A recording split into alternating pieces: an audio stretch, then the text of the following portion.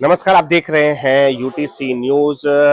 बिहार विधानसभा चुनाव की इस यात्रा में मैं गया आया हुआ हूं और गया में जो विष्णुपद मंदिर है उसके बाहर जो प्रसादी वाले हैं, जो फास्ट फूड वाले हैं, जो अलग अलग लोग हैं, उनसे बात करेंगे कि क्या माहौल है यहाँ पर। भैया, क्या माहौल है लोकशाही के इस महापर्व में? माहौल अच्छा है। क्या क्या मुद्दे हैं इस बार गया में चुनाव के? मुद्दा तो वही जो पुराना चलते आ रहा है, विकास, उसी मुद्दे पर यहाँ वोट होता है। पर यहाँ तो बोल रहे हैं कि 8 टर्म से जो विधायक है वो है, लेकिन काम नहीं हो पा रहा है। काम तो खैर नहीं हुआ है, लेकिन हम लोग बदलने वाले भी नहीं है। तो ये कुछ नया नहीं है कि काम भले ना हो लेकिन वही रहेंगे। रहना तो वही चाहिए। इसके पीछे की क्या वजह है? कुछ वजह नहीं है, कम से कम गुंडागर्दी तो नहीं रहता है, चैन से अमन से लोग रहते हैं, यही सबसे बड़ा मुद्दा है।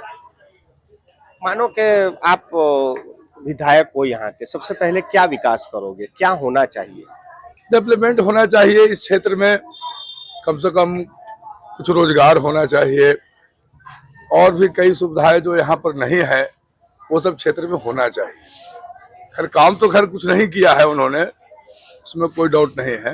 काम तो कुछ भी नहीं, आप इतना साल से कोई भी कई पद पर रह चुके हैं, लेकिन कुछ विकास का काम नहीं हुआ है। नमस्कार, आप देख रहे हैं यूटीसी न्यूज। बिहार विधानसभा चुनाव की यात्रा में मैं पहुंच गया हूं गया, और गया का ये जो विष्णुपद मंदिर है उसमें दर्शन करने के बाद यहाँ के लोगों से अब बात कर रहे हैं कि उनके क्या विचार हैं इस चुनाव में और क्या मुद्दे हैं। आपका क्या नाम है और इस विधानसभा चुनाव में इस समय कैसा माहौल है? हमारा नाम गोविंद है, जयवाल तीर्थ पुरोहित हूँ, गया जी का वासी हूँ। और इस बार विधानसभा इलेक्शन में हमारे यहाँ 8 टर्म से बीजेपी के विधायक प्रेम कुमार जी रहते आए हैं। 9वीं बार भी हम उन्हीं को चाहेंगे, लेकिन खासियत उनमें कुछ है कि 8 बार में 4 बार मंत्री और 4 बार विधायक रहते हुए भी जो 3 किलोमीटर की दूरी उनका घर से उनका ससुराल का है, उसका भी कोई खास विकास नहीं हुआ, फिर भी हम उन्हीं को वोट देंगे। ये किस तरह का आयोजन है कि विकास नहीं हुआ लेकिन वोट उन्हीं को देंगे?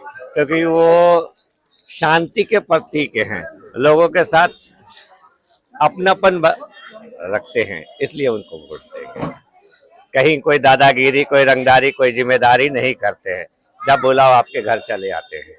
इस बार यहाँ पर त्रिकोणीय जंग है, प्रशांत किशोर भी मैदान में है, तो क्या लगता है? बहुत दूर है वो लोग, बहुत दूर हैं। बीजेपी और आरजेडी, यही दोनों का चक्कर है। पर किसका वोट काट रहे हैं प्रशांत? वैसे प्रशांत वो तो काटने के लिए हर साल 2, 4, 10 कैंडिडेट खड़े हो जाते हैं बीजेपी के वोट काटने वाले, लेकिन उनको कोई फर्क नहीं पड़ता है। विकास का काम नहीं हुआ है, मगर जीतेंगे वही और लाएंगे भी उन्हीं। भैया, आप क्या कहेंगे? बस वही विकास के नाम पर आज से 20 साल 25 साल पहले गया जहाँ खड़ा था, आज तक वही खड़ा है। ये इनके विधायक रहते हुए भी ये दिखाते हैं रेलवे स्टेशन, एक्सप्रेसवे अभी तो सेंट्रल का प्रोजेक्ट है, आपने क्या किया ये नहीं बताते अपनी बात। ये सिर्फ बीजेपी और नीतीश जी के चेहरा पे ही जीतते आ रहे हैं। अगर ये निर्दलीय कभी खड़ा हो जाए तो कभी नहीं जीत पाए। फिर भी लोग बोल रहे हैं कि जीतेंगे तो वही। हाँ, जीतेंगे वही, 2, 4, 10, 20, 50 वोट से जीते, लेकिन जीतेंगे वही। मजबूरी है हम लोग के साथ। क्यों, क्या बीजेपी के पास और कोई कैंडिडेट कार्यकर्ता नहीं है विधायक लड़ने के लिए? इनके सिवा 8 टर्म 9 टर्म हो चुका है, कोई है ही नहीं इनके सिवा चेहरा। लोग ऐसा बता रहे हैं कि अब बदल देंगे, उनके कुछ और किसी और को लाएंगे, आरजेडी को लाएंगे। कौन आरजेडी को लाएगा? नहीं नहीं, ऐसा कोई बात नहीं। कुछ भी होगा, इनका साइलेंट वोट है, वोट तो पड़ना ही पड़ना है। मजबूरी है हम लोग के साथ, किसी और को दे नहीं सकते। शुरू से इन्हीं के साथ रहेंगे, लेकिन जो दिल का दर्द है वो तो बताएंगे, कुछ किए नहीं आज तक। आप देख रहे हैं कि दिल का दर्द भी बताएंगे और उन्हें ही मतदान करेंगे। गया में एक नया ये देखने को मिला है कि यहाँ के विधायक के खिलाफ लोगों की नाराजगी तो है, मगर लाना भी उन्हीं को है।